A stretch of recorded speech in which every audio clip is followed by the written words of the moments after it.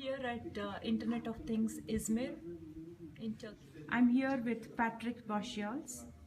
Am I pronouncing your name right? Bosteels. Bosteels. Thank you, Patrick. So I'm here in Turkey, in Izmir. And tell me a little bit about yourself, Patrick. Well, actually from Belgium. I've been living here now for 3 years in Turkey.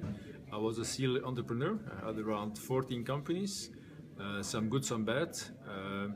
And coming here, I was like, I don't want to do anything anymore like being the boss of a company or a founder. I just wanted to help the community of startups, which I already started at the end of my career, let's say, in Belgium. For the moment, it's a very interesting. Turkey is part of EMENA, so it's kind of the center. We have some other centers also, but Turkey is very important. It's a country of 80 million people, so it has a huge home base. And everything's still starting here, so nothing is accomplished here like in Western Europe or in the States. So this makes it that there are a lot of opportunities. At the same time, you also have to start from scratch. So these are the two kind of things you have to take in account looking at this region. One of the things is, as it is a big country, it most of the time goes like more inside. It wants to make things for Turkey. They're not really thinking of a global idea because this home market is so big. At the same time, they also see the opportunities of outside of Turkey. So we connect more to Europe and I think less to the States for the moment. So tell me, I mean, what I'm very fascinated about is people like you who are serial entrepreneurs have so much experience and learning and passion in entrepreneurship. Go off and seed this ecosystem of entrepreneurs, right? Tell me a little bit about your activities, Startup Weekend, this IoT Izmir. Tell me, what is your motivation? Yeah, it's hard work. It's not easy. Yeah, it is. I don't find it hard work.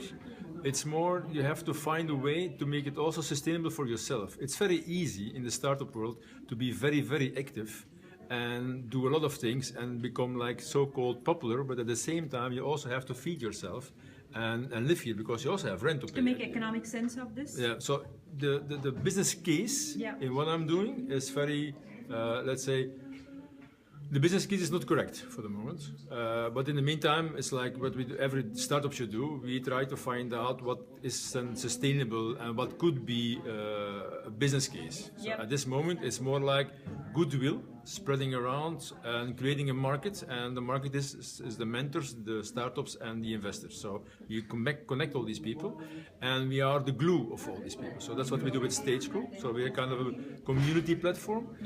From that platform, we try now also to add services to it, and these services are paid. So we hope to make a business case by first of all, by education, so trainings. Secondly, pre-seed and pre-acceleration. So we are trying to create little funds to be able to invest in early stage startups where we train them. So you get a little bit of money, but you have to follow a training. We call it pre-acceleration, which is more based on skills like management. So we don't train on skills of knowledge of what they are doing in a product or service kind of thing, but it's more on the four different challenges. Who are the people offering for the IoT Izmir? 4 challenges. We have a challenge from Ericsson. Ericsson is the augmented reality. We have Beamer. Beamer is a local company. It's about logistics. Yes. We have the sensor company. The sensor company is Sadeo. So do they build their own sensors? They have their own sensors and they have their own platform with own APIs. I'd love to check it out. Okay. Yeah, that's very nice. And then the fourth one is AKG. Okay. And AKG is actually a company that creates or that produces cement. Okay. And they had some questions about the oven. How can we track our oven, because it's all about heating sand and stuff like that. Wow. Okay, for their own. Okay, that's classic. Okay. Cool. So I have a question. You know what you told me about this MENA region and how you're seeding innovation and entrepreneurship. It's just unbelievable. Is this like unique to MENA region or a place where is, like you said, there's a language barrier and so they don't have the startup infrastructure in place, or do you think this can be expanded globally? Is it applicable somewhere else in the world? For what I know, I don't know the world. I mean, I know Western Europe and I know the States. Yes. They are in another space at this moment. I mean, they are at another have another track record, let's say, in a way. We have to create this track record here. So I'm just back from Singapore, for example. These people are already in the advanced startups. They are not in the early startups. So it's clear that this region is about early startups. It's clear that this region is about getting an international scope. Which means it's a culture thing. So one of the professors that I talked to, for example, he says the applicable court is the biggest problem. Everybody wants to live close to his mother, and this is like physically. So they really want to be close to their family and to their peers. So in that sense, this is very a local problem that we have now. But what about other countries within this region? Yeah, so we are also working in Tehran. So for example, now for the moment, we are working in Tehran, in Iran.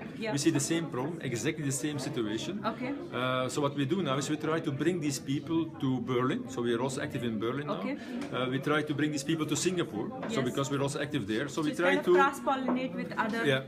And then cross-fertilize. So exchange, like startups come from here and go to there, or in the other way around. That's one thing we do. Or just fertilize, like there's a good team there, there's a good team here. Why don't you work together on the same problem, same issue? They will work remotely across the globe? The idea for us is now to connect with Europe on one side, Asia, so Asia on another side, and we are in the middle. So for me, going to the States it sounds nice. Everybody talks about Silicon Valley, but actually it's too far for the people here. It's too different for them. A flight of more than 10 hours and not being in the same time zone. It's a lot more hours, yes. So it's not the same time zone, so they lose the connection with their peers and then they want to go back anyway. So you cannot keep them somewhere. So Europe for them is the best case today because it's advanced, people are respectful of what they're doing in both ways, and we can learn from each other. So that's the most important thing. And are they building, when you look at the ideas of what they're coming up with, is it trying to create something global, or is it trying to solve local problems in Turkey or Tehran? They're at this moment they are we copy what we see from outside and we try to do it in our own country. So it's not really the startup idea, it's more like localized versions for their own country. So we are in that stage now. But the next stage will be that they will start inventing things and then go global. So we are before that period. We are not yet there to go global now. This is fantastic. Thank you so much for your time and your inspiration. My ultimate pleasure. Thank you so much.